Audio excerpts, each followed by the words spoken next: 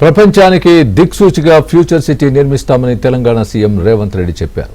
Future సిటీని రద్దు చేస్తామని కొందరు మాట్లాడుతున్నారన్న సీఎం అలా చేస్తే ప్రజలు బండకేసి కొడతారని అన్నారు.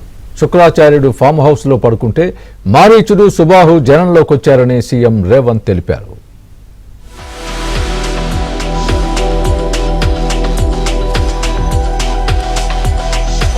ఫ్యూచర్ సిటీ అభివృద్ధి సంస్థ FCDA భవనాన్ని సీఎం రేవంత్ రెడ్డి ప్రారంభించారు.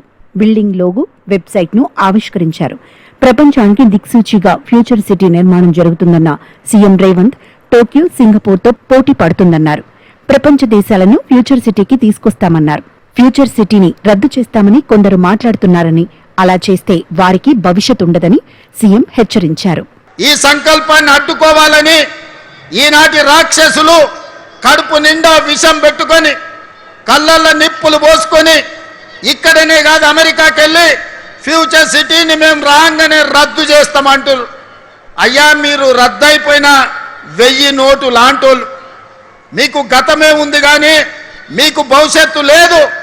మిమ్మల్ని తెలంగాణ ప్రజలు తిరస్కరించారు. మిమ్మల్ని తెలంగాణ ప్రజలు శ్మశానానికి పంపించారు. ఇక మీకు భవిష్యత్తు లేదు. ఈ భవిష్యత్తు నగరాన్ని రద్దు చేస్తామంటే వచ్చేసారి ప్రతిపక్ష హోదా కూడా రాదు.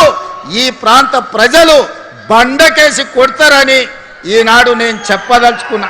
కడుపు నిండా విషం నింపుకుని కొందరు కుట్రలు చేస్తున్నారని రేవంత్ విమర్శించారు. ఏడ్చేవాళ్లు ఏడవండి, తాము అభివృద్ధి చేస్తూనే ఉంటామన్నారు. శుక్రాచార్యుడు ఫామ్ హౌస్ లో వండిండు, మారీచుడిని సుబాహుల్ని మన మీదికి వదిలిండు. పెద్ద రాక్షసులు పిల్ల రాక్షసులు కలిసి ఈనాడు భారత్ ఫ్యూచర్ సిటీని మేము అడ్డుకుంటాం, మేము రద్దు చేస్తామని అంటున్నారు. హైదరాబాద్ లో 2 గంటల వర్షానికే వరద పారిందన్న సీఎం రేవంత్ ఇదేనా బీఆర్ఎస్ 10 ఏళ్ల అభివృద్ధి అని ప్రశ్నించారు.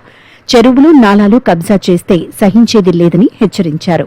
బీఆర్ఎస్ నాయకులు అంబర్పేట ఇన్ఛార్జ్ ఎట్ల సుధాకర్ రెడ్డి అని ఆ బతుకమ్మ కుంట 15 ఎకరాలు కబ్జా పెట్టుకొని కేసీఆర్ వచ్చినప్పుడు హెలికాప్టర్ లో గులాబీ పూలు జల్లిండని ఆ 15 ఎకరాల బతుకమ్మ కుంట ఆ ఎడ్ల సుధాకర్ అన్నట్టు ఆయనకు రాసిచ్చాడు.